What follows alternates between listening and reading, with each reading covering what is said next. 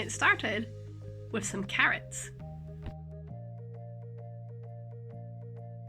Hey-ho, I'm Rachel, this is Missy, and we're Miss Daisy Sewing, and this video is going to be a sort of compilation of projects sort of focused on make, do and mend or upcycling.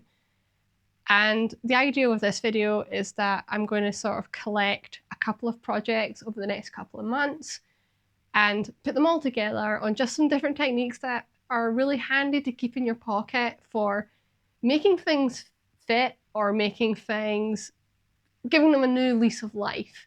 And our first target is going to be this coat. So this is a beautiful wool and cashmere coat I was gifted by my mother-in-law. I think it's possibly older than me, and it's certainly like never been worn. It's pretty much brand new. And part of the problem with that is the length. So my mother-in-law is shorter than me. I mean, I'm only 5'7", and this thing is ankle length on me, which means that it's completely impractical. I can't manage stairs with it. So our first project on our little make, do and mend journey is going to be raising the hem on a coat. So let's just get on with it. Ignore the apron. My youngest niece and nephew take offense to the mannequin being naked, so she always has the apron on when I don't have a project on her. So this is the coat. It's got these beautiful little fur cuffs. I do think this is real fur, but seeing as it's vintage, I'll let that pass. Normally, I'm completely against real fur, but when it's as old as I am, I suppose we have to let things pass. And I'm really lucky with this one. It is hard to see with it being black on black, but the lining is actually separate from the outside of the coat. So I can actually completely separate these two pieces like this. And that is going to make this so much easier to hem up. And you'll actually see there's quite a lot of damage on the coat here. So I have worn this once. It was a trip down to London with my mother-in-law, unsurprisingly. And yeah, this was going down to the tube. Every time I took stairs or an escalator, people were stepping on it. And unfortunately, the lining didn't quite make it. So that's kind of what put me off wearing this coat, is just that it is just too long. It's just impractical. It's beautiful, but practicality wins in this house. So I'm going to take up about 15 centimeters, sort of roughly a hand span. Nothing crazy. It will still be long, just not ridiculous. If possible, I do want to save this fabric, so I will turn it up and sort of tuck it in. I don't mind losing some of the lining, that I probably will cut, but we'll figure that out when we get there. The first part of this project was marking out where I wanted that new hemline, and for me that was about sort of 10 centimeters or so on this coat, and you can see me here marking that with chalk. The trick here is to make lots and lots of little markers at that sort of raised level that I wanted, and then to join those little dots up together to create what will become the new hemline. And you can see here I've marked both layers of fabric, the lining and the wool itself. Prep is key with this part of the project. After marking down my new hemline, I'm just very gently pinning how I want that nose curve to go. Wool is quite supple and will take a curve, so I just gently pressed it with my fingers and eased it into that curve shape that I wanted. The lining wasn't quite so compliant, but that's on the inside, so I'm not quite so worried about that. And now on to the tedious part. Nobody likes hand sewing, but it is what it is. Find yourself a thread that matches, obviously here, black and black, nice and easy. And then what I'm doing is a basic whip stitch, and I'm going through that new folded hem piece and then just lightly tacking onto the main fabric of the coat. By doing it this way, the hem is fully supported to the coat, it's not going to move or anything, but you're not going to end up with a visible line of stitches on the outside of the coat. I want this hem to be invisible, and this is just one of those really tedious practice makes perfect things. I did film a load more footage of me doing the hemming, but realised very quickly that it's very repetitive. So you just need to know that I whip stitched the entire wool section, and then just did a running stitch on the lining piece on the inside. And that's it done. The hem is quite bulky, but that's the nature of the beast. I do want the ability to drop it again at a later date. And when it's in motion, it's not very noticeable. For an evening's work, this coat now has an entire new lease of life. It's been sat in my loft for years, my mother-in-law's loft for countless more, and since I did this quick hem, I'm pleased to say that it's gone out on countless adventures now. Out to the theatre and other sort of nice evening things. For project number 2 on our upcycling, we have this coat here. It was my niece's and she has managed to get a really big tear in it. So the plan for this one is that we're going to open up the coat and basically replace the panel. I'm not sure about the construction of this piece, so I'm just going to start by unpicking a ton of stitches and seeing what we've got and then figuring out from there what I want to do. I do know that I want to keep the pleather for the background and I'm going to need to repair this, but it's going to be really messy, so I do want to replace over top with a nicer fabric. So let's just get on with it. So you can probably see here the tear, and it is quite significant on this piece. What I'm going to have to do is go along a seam, and then I want to go along the yoke there, and then down the corresponding seam on the other side to try and capture this whole panel that needs to be replaced. That means a lot of stitch picking. And boy, was there a lot of stitch picking. My original plan had been to do each of the panels separately, but I very quickly realised that the leather was not in good enough condition to allow me to do that. So I just aimed to get the one large panel off and then work out from there how I was going to make the protective panel to go over top. So I'm going to replace the back panel here. Looking at this, although I could top stitch it to sort of salvage it, it's just going to tear again. And then I managed to tear this side whilst unpicking, despite trying to be careful. So I'm going to raid my stash, see what fabrics I've got upstairs, and we're going to cut out a new back piece. I decided on using the pagan fabric from my pagan dungarees because it's a really fun print and it's quite vibrant. You can see me here tracing out the shape of that panel, and then what I'm doing next is tracing out a matching size piece in just a bit of scrap fabric that I had. The pagan fabric isn't waterproof and I wanted the coat to retain that waterproof element. So the plan was to top stitch the leather pieces, repair as best I could, except it was going to be really ugly, but repair it as best I could onto that sort of backing fabric, which would then hopefully hold everything together and give it some structure for future wear. This really was the ugly duckling phase of this project. You can see here all of the panels that are now holding the coat together. I decided to just reinforce every single seam on this coat in the back. And then it was on to the make it pretty and hide all of those terrible seams. What I'm doing here is just smoothing out this top piece, and then I top stitched along those original seams. That would help give some shape back to this panel, because obviously there is that curve in those seams. So I would get that shape back, but at the same time it's also just further reinforcing everything. So the plan now, I have reinforced all of the seams and assembled it back together, the back pieces, and then I have top stitched down this new back panel, and by doing that, trying to smooth things, you can actually see it's trying to curl, so we're retaining that shaping without having to cut in and put darts into this fabric. The next step now is just reassembling the coat. My first step is going to be redoing the yoke, then the side seams, and then around the armholes. And we're just going to be really careful, because what I also will do is just trim down my seam allowances on the side here, just to make sure I don't accidentally stitch here and not onto this.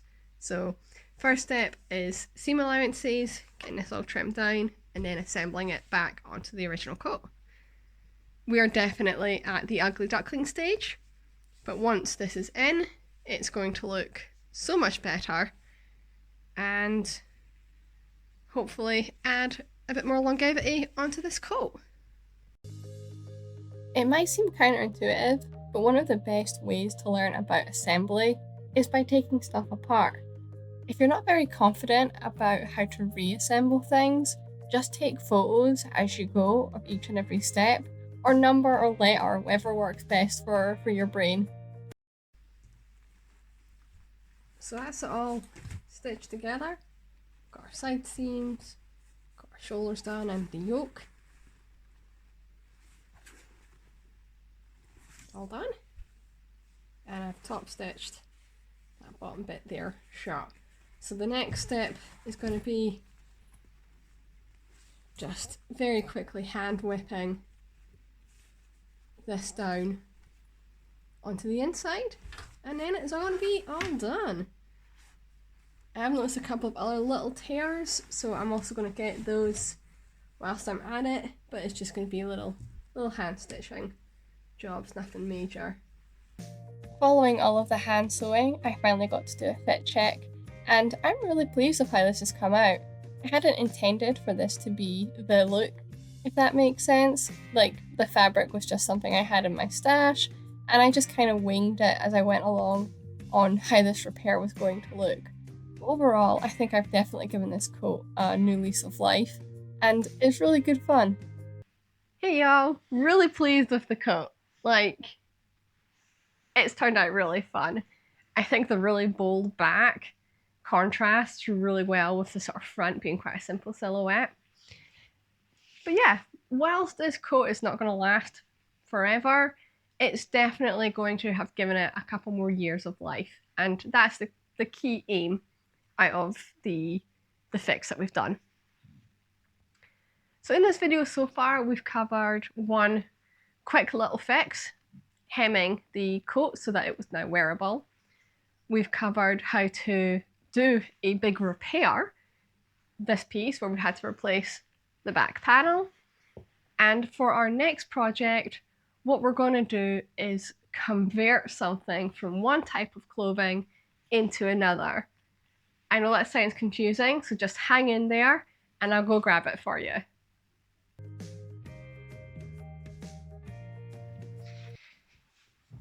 Okay, so what we've got here is a dress that I picked up really cheap in the end of season sales at Disneyland Paris. The fabric itself is stunning. It's got all the Disney villains, it's got this gold leaf, it's beautiful. There's lovely maroon as well. Like the colours, everything is stunning about this fabric. But the dress itself is about as flattering as a sack of potatoes. It's horrific. It's got this really weird dropped waistline that sits at the widest part of my body. And it's just, there's no shaping. Like, there's like two tiny darts here, but apart from that, there's no shaping. It just hangs. And I want to repurpose this. I don't want it as a dress like this. I think it's, well, case in point, I've never worn it. So what I want to do with this is repurpose the fabric. I'm going to take this ghastly ruffle off and use this to give me more fabric to do something different with it. I'm tempted to convert this into like a shirt. So I want to put a collar on it and then open the front and put a placket in. There's plenty enough fabric here to do both those things. The placket will be going the wrong direction, but I think that's a small sacrifice in order to make something I'm actually going to wear. I'm humming and hawing on the sleeves because part of me is going, this would look cute as like a short, like a little cap sleeve, especially with the little frill. But also it's got an elasticated cuff. Like if I want to just scrunch up 3/4, I can do that quite easily. So I'm going to leave the sleeves to the very end and see how I'm feeling about the rest of the project first. But yeah, it's time to give this thing a chance. Like, it's not even a second chance because it's never been worn. It's never had a first chance. So we need to do something with this. It needs its second life. And the first thing I'm going to do is take great delight and get this ruffle off. Fingers crossed this works. I don't want to admit how long it took to get that skirt piece off. It's a testament to how well this was originally made, in that it took me an absolute age with the seam ripper here.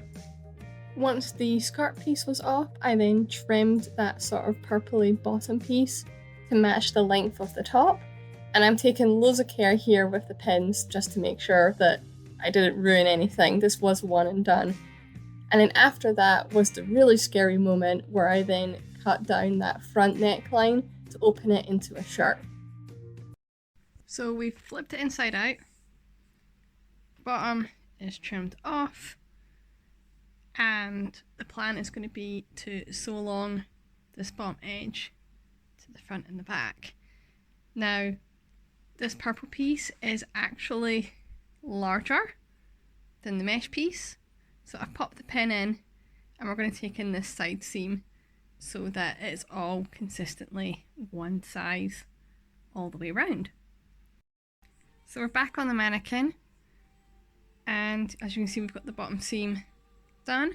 I will top stitch that at the end, but for now the next objective is the placket and the collar.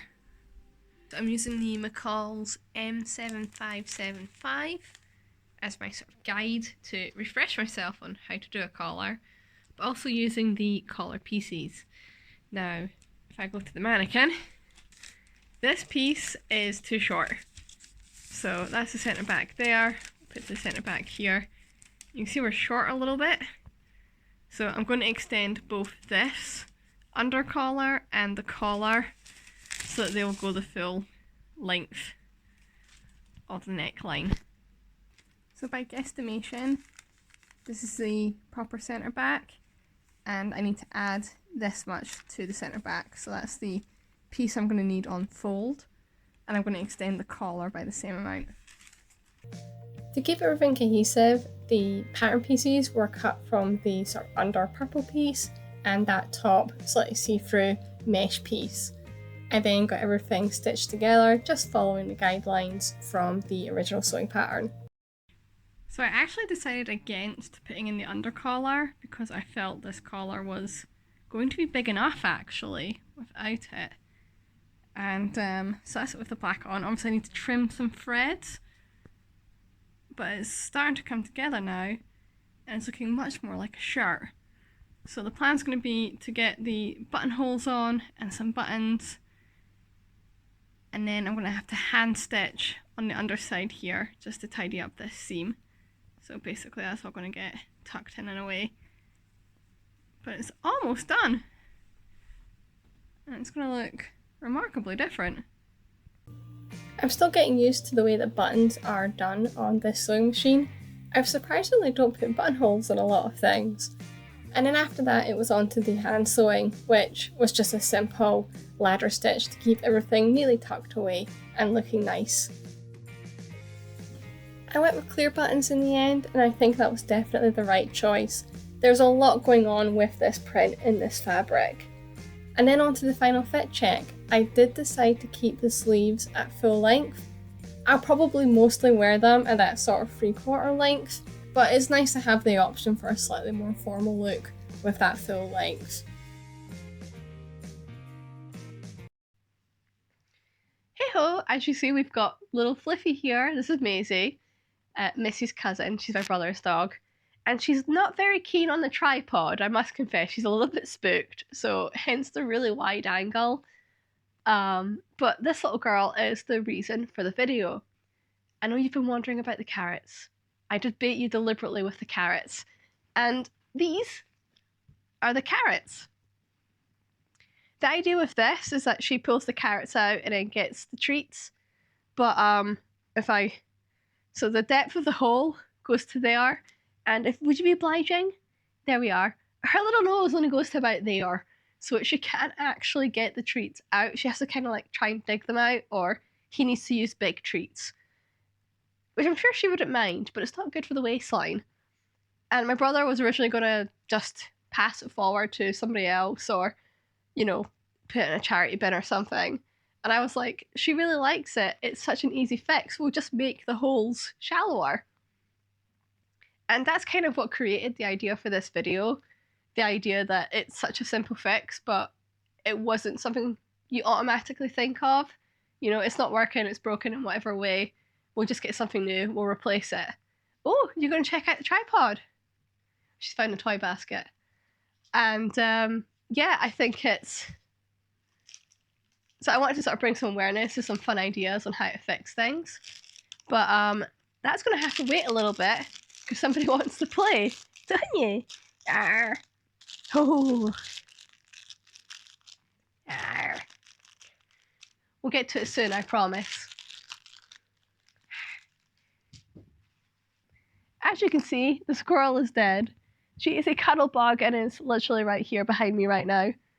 The plan for this is really simple. I'm just going to cut some circles of felt out that match the diameter of the little holes. Wad it.